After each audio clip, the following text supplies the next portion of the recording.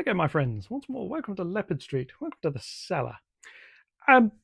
Tuesday update video. So this is what I've been doing over the weekend, and this is Monday night, so Monday night as well. The first thing, and this is what occupied nearly all of Sunday. If I just bring you around here and have a little look, I've been tidying up. All the boxes down there are gone. The floor has been hoovered. Swing around here. The clutter from around here is gone. I've sorted those boxes out. So, yeah. Anyway, today, what have we got in this one? Because I didn't film me tidying up. I didn't want the evidence that I know how to tidy up. I didn't want any video evidence of that being around in case it's held against me at the court of prosecution later. I've a little bit of post. We can have a quick look at that. That's not going to take very long. I'm going to fix not exactly a fault. There's a defect on the track. Sort of. Anyway, I'm going to go into that. We're going to fix that. And at the end, we're going to run some trains. I'm going to run the trains first, film them run. So that is happening. Even if nothing else happens, that is happening. Then we're going to have a little, we'll have a little play. So, it's a goods day because it's goods trains running. Sorry about that. This is Leopard Street. Stick around. Okay, to start with, showing of the post. What's turned up since last time? First off, these. Not tested yet. These are replacement 8-way relay boards for the central board there, where I have some chattering relays and a couple that stick. So next time that board's up, which is actually going to be quite soon, they're going to go in. These two are for this board and for this board, both of which are only going to have a single point, which have also turned up. So what we're going to have, can only show one of them because the others, too much stuff stacked in the way. One of them is going to go a little bit further that way. There's too much stuff in the way. And the other one's going to go there as a left-handed crossover. So, idea there. Platform road 6, which I've got marked out. Uses normal platform. They're going to go a little bit further along over to there. This one, freight train can come in, uncouple over here somewhere. There'll be an uncoupler. Pull forwards. Go back. And this bit over here, it can have a loco sitting in it waiting to come out, go in and do some shunting work or whatever. But also it's just a general platform road. So I had an order going in, so I thought I'm going to order those while I do it. They're going to be a little while before they actually get fitted. And finally, 4 of them. 2 for those 2 roads. 2 I've installed over here. And these, they're very simple Pico kits. I have some super glue lurking. They get put on the track, and then I put a load of super glue wherever they touch the rails and on the tops, and they're reasonably firm. They clip on a lot more firmly to code 100 rail. This is code 75, but there we go. And that's it for post. So, what else are we doing this week? Well, shortly, I'm going to film a running session. I'm going to show it at the end. I'm going to turn these 2 trains around. Now, you may have noticed in the last video, I upgraded these wagons. Well, I've done the whole rake now. 2 still have plastic wheels, which I think are these back 2, because I basically ran out of wheels. And a Whitby brewery van has been added, because I needed a way to connect these to a brake van, because, as was quite rightly pointed out, you need a brake van. And as I was running these around, I was testing this rake just as a rake of 9 with the K3 running round. What I found was every time it came out of the hidden area of the layout, I was counting the wagons, trying to see, has one come off? Put a brake van on the end, you just look for the brake van. So, yeah, it's now got a brake van back. I do need to put some lights on this. As has been pointed out, it's not just a case of putting a red light on. I mean, I'll point to this end because I'm stood here. It also needs some lights up here, which are red pointing backwards and white pointing forwards. Charlie over at Chadwick Model Railway did a really good video on how to upgrade one of these, which I'm going to copy. I'm going to try. I'm going to try and get some of the same lights. I'm going to see what I can do. I've got this one, and I've got a better brake van. This is an old Bachmann one. I've got one of the new high detail Bachmann ones as well. I want to do both. I've also got this old one here, which could do with doing. A little bit more interesting, that one, because it's got to be able to run both ways around.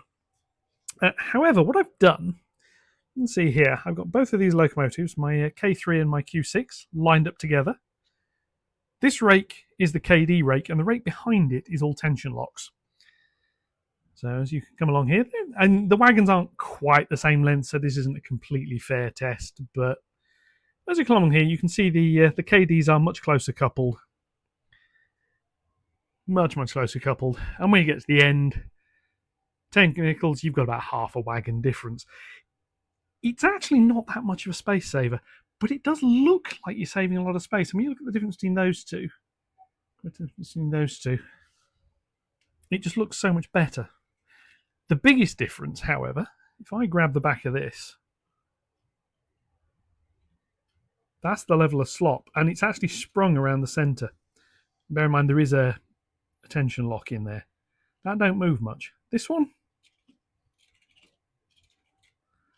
that's a lot.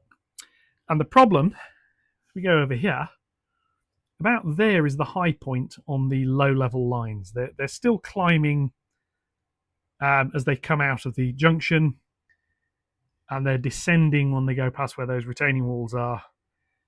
That board C is a bit of a hump. The incline track obviously continues at the back. That goes over. So what happens is the trains come over here, chuff, chuff, chuff, chuff, chuff, chuff, chuff. They go over the hump, and as they hit a point where the tension lock train goes from being like that to being like that.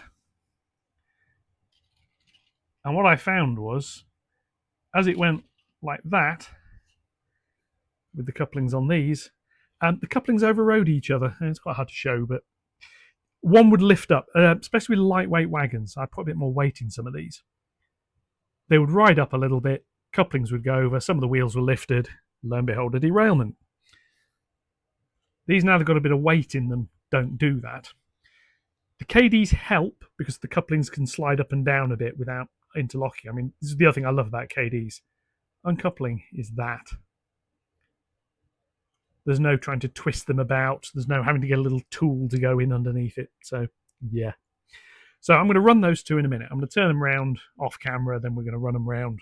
I'm going to go around that. So hence the title, A Goods Day, because I'm going to move some goods.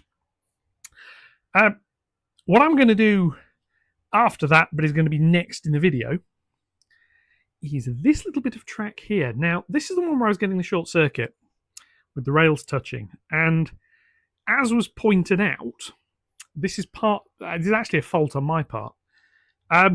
It's fed from the frog relay. So this rail here is part of this point's frog relay. What I'm going to do is I'm going to lift this bit of track. I'm going to replace that joiner with a plastic one. I'm going to do two power feeds. Technically, I only need one. I'll probably just put one on this rear rail here, which will be a brown wire. I can then refit it. It will electrically be connected over here. But what it means is this little bit here switches polarity with the relay. This bit is always correct. So basically, if a train rumbles back here, the worst it'll do is trigger the block detection for the junction, but it won't trigger a short circuit. This is basically what I've done here. This piece has a feed. It's going to be exactly the same as that, except a little bit longer. So insulating joiner down here, insulating joiner. Now these are soldered. These are quite short, so this bit here can short circuit, as can that bit. Obviously, this bit's not a lot of use. This bit here is protected, and this bit here is protected. So I didn't want to put feeds in for a length of track that long. I may come to regret that, and if I do, what I'll be doing is cutting the rail, lifting. Yeah, I'll basically have to cut both rails because I've soldered it. Cut both rails, probably about here, lift, feeds back in. This one I can't say I'm going to need to. There shouldn't be a train on here unless it's set to go through, and this little bit here is connected to the point as well. So I'm going to set up the trains. I'm going to do some train moving, but then we're going to come back and I'm going to do that little bit of rail. It's going to get installed today. It's not going to get wired. This board has to come out to do the relays.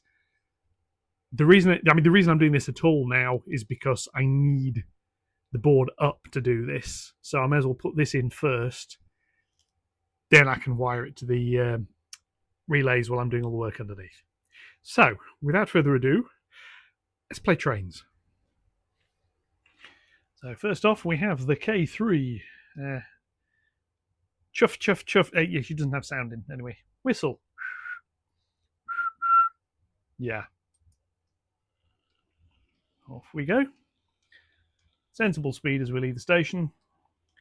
And then we'll speed up a little bit.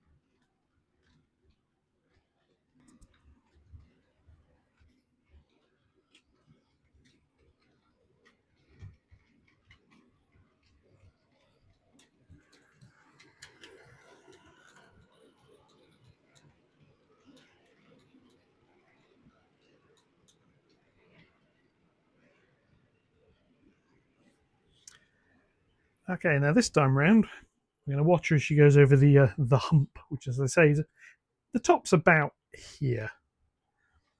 So bring her around here, like so. Here we come. And what we're looking at is the point where the wagons, or the middle of the rake, really crosses over the hump point. Is about there. And there really is there's no messing around. Down here is where they would usually derail because we hit the corner. And here, they're all being held nicely. The other thing with the KDs, they pull pretty much centrally on the wagons. So yeah, working quite nicely. And here, slightly lower angle shot as she goes through Underworld. There is another train down here, actually. Oh, no, there isn't. There's coaches. Must clear those. Yeah, so there she goes round. I'm going to go start the other one up.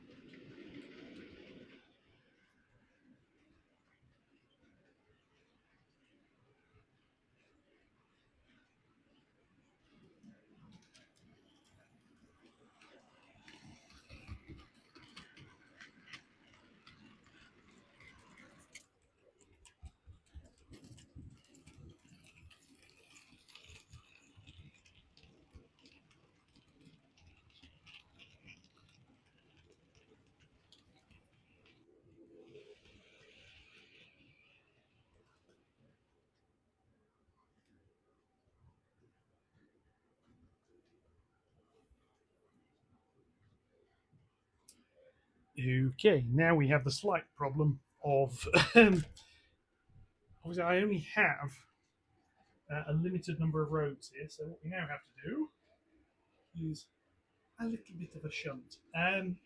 This doesn't involve Bucky, not this time. This is going to be the K3 shunting herself, because, well, different types of coupling. But this is also another test of these vehicles going backwards over point work. So I need to move her onto this road here so I can bring the other one back up as well. The other one is still running. The Q6 is still quite happily pootling around with her mix of wagons. And I must say, adding a little bit of weight and changing the wheels on those Dapol wagons I've got made a massive difference. Let's bring her back in on this road here. Pretty much back where she started.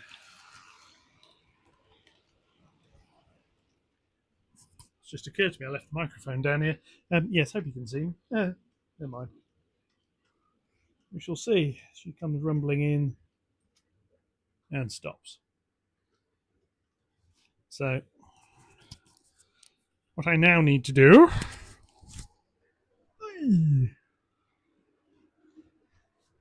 is take the Q6, who's going round over there. Wonderfully positioned glue pot there. And she's going to get run around around the return loop, which I've just set the points for.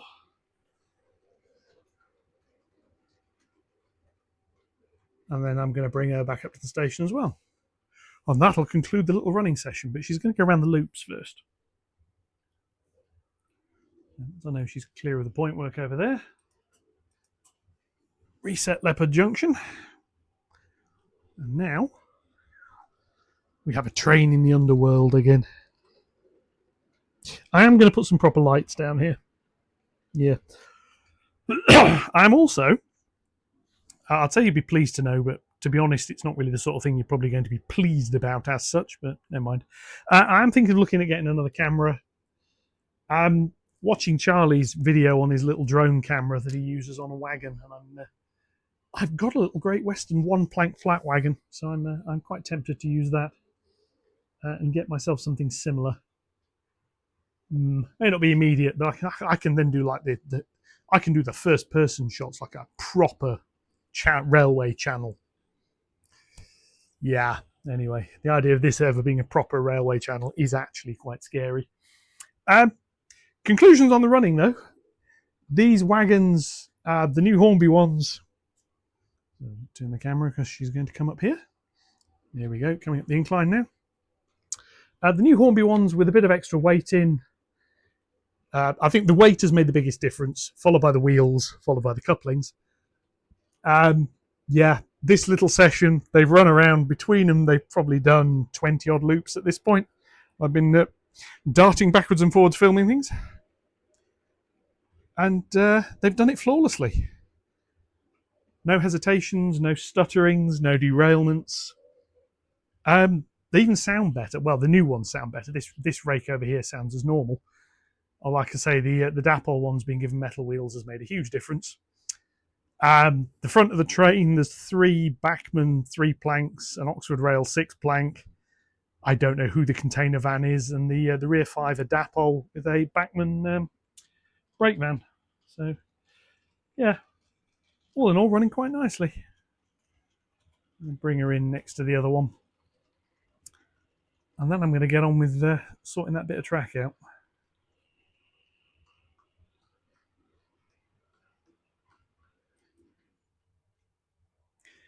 But yeah, it's going to roll the K3 forward a bit.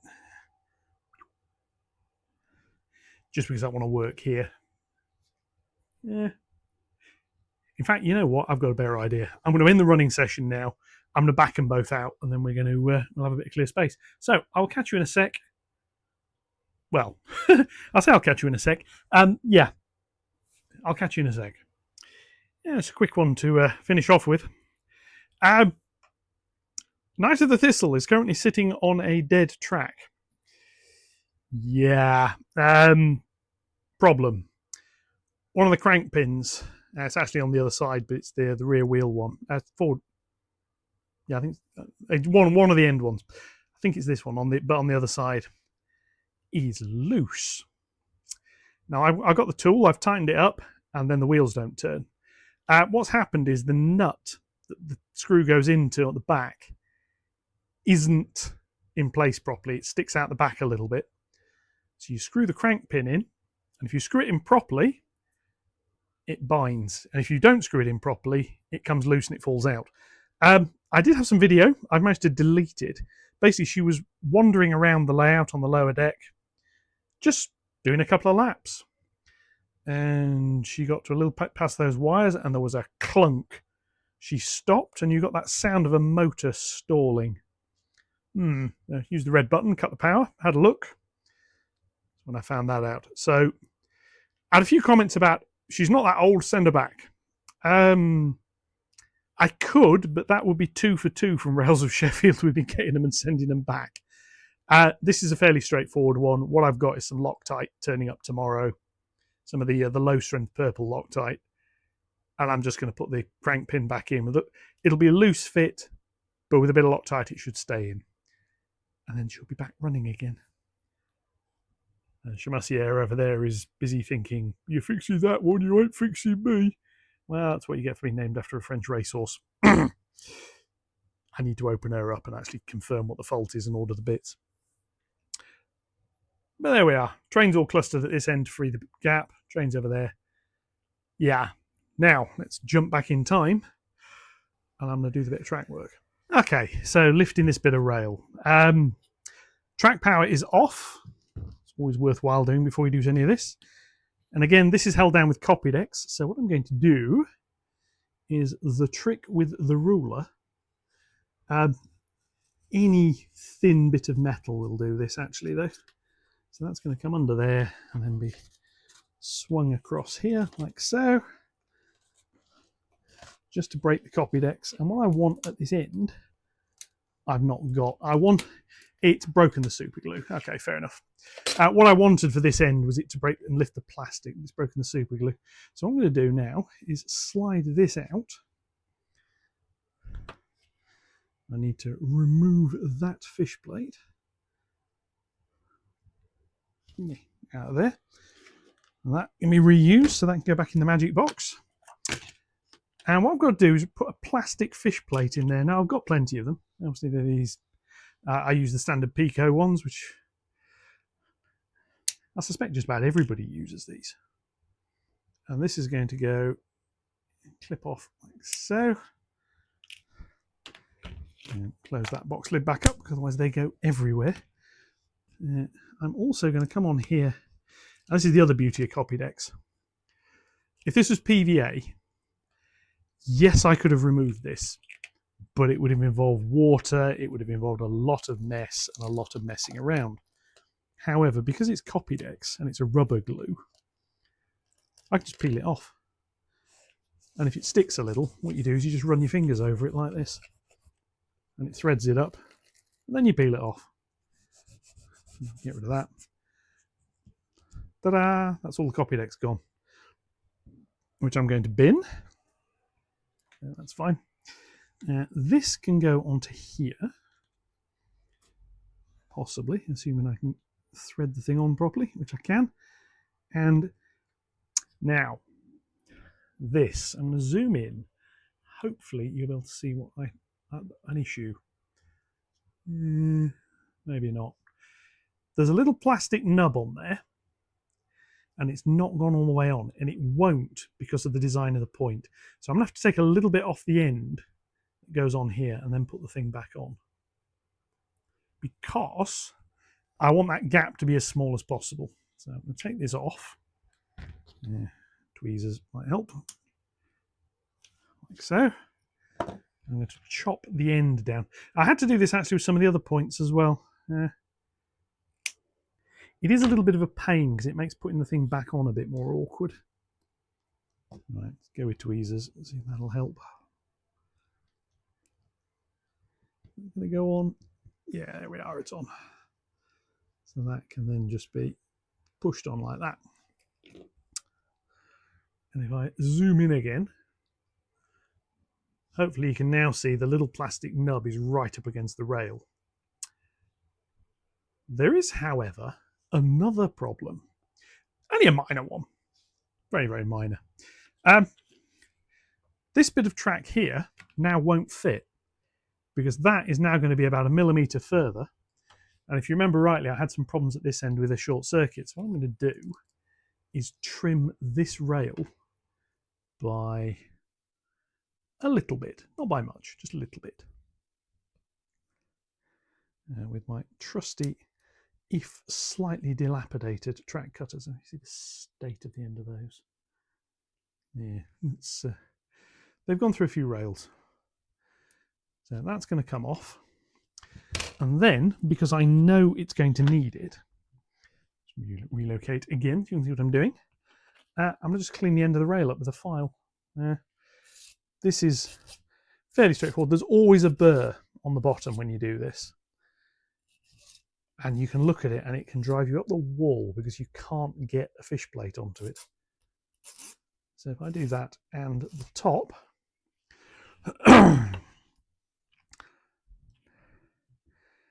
that'll now fit back in there. So what I've also got to do is remove a couple of sleepers, and then I'm going to solder some track. Now I only need to solder one feed, I need to solder it on this side. So I'm only actually going to clip away sleepers on one side. And joy of joys, my wire cutters, the very end of them is no longer cutting properly. So I'm just going to go in with another pair, which isn't going to cut properly either. Yeah, I'm going to solder a wire to that, then we'll be back. Okay, back. Rail, no wire. I've cleaned the rail up. I have attempted to solder a wire to that about a dozen times now, and I have a soldering iron that is flat out refusing to melt solder. Think of it as the paintbrush tip. The very tip I can touch with solder and it'll melt, but it won't stick to the solder tip. It will not tin the tip, but it'll melt solder. Touch it onto the rail, and this is set to 400 degrees. Eventually it starts melting the sleepers, but it won't melt solder. So yeah, this is one of these. And all I can say is, if anybody's thinking of buying one of these, don't. It's a piece of absolute... Yeah, anyway. Yes, it's a rude word.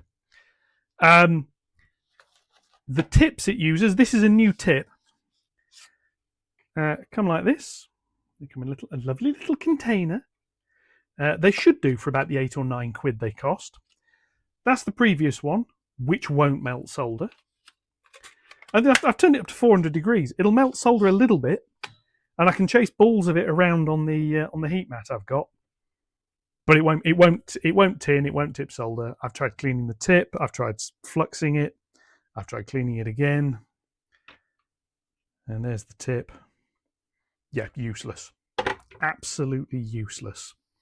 So that bit of rail is not going back in at the moment. Or if I do put it back in, it's not going to have power. So I'm just going to sort that out again there. That's going to sit there. That needs to be redone. And I need to buy a soldering iron. Sorry, let me get this right. I need to buy another soldering iron because this is the second piece of cheap, rude word, that has done exactly the same thing. It's not the solder because I've changed the solder. I've changed the flux. I've messed around with the temperature settings. It's just the tips. They're coated with something. I don't know what it is. They work a little bit. I mean, the previous tips stopped taking solder. This one worked for 2 or 3 joints and just no longer works. Whether it's the temperature sensor in it that's wrong, don't know. So, yeah, I'm going to be getting another soldering iron. Probably towards the end of this week. So that's not going to happen just yet. That'll be towards this week into next week. So with that, that's going to be the end of this video. Slightly disappointing, and as you may gather from my tone of voice, somewhat annoyed. Yeah. Net impact at the moment is platform 1, 2, 3, platform 4 I can't use. I'll deal with it. This board's still going to be coming out and have the relays sorted. That is still going to be later in the week because I do want to get this bit done first. So, in the meantime, since I can't solder anything, what I'm going to do is sort out the plastic over the board joins down at the other end of the layout, sort of that way. Come down here. I need to put some more plastic over here. I'm going to work out where that needs to be. I'm going to work out where the uncouplers need to be. And I can get stuff like that cut in the meantime. Yeah. Anyway, that's been Leopard Street. Again, the seller of slight frustration. They say a poor workman blames his tools. Trust me, you won't find a worse workman than me. But soldering is something I've been doing for years, and I have never had as many problems as I've had with this thing. The previous one was rubbish, but the previous one was cheap. This was about 80 quid and is still rubbish. So yeah, I'm somewhat annoyed by this. Yeah, I mean the tips are apparently interchangeable. It's in properly.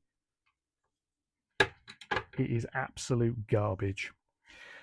I'd say hot garbage, but hot garbage could melt solder. This one, yeah, whether it's just not got the power or what, I have no idea.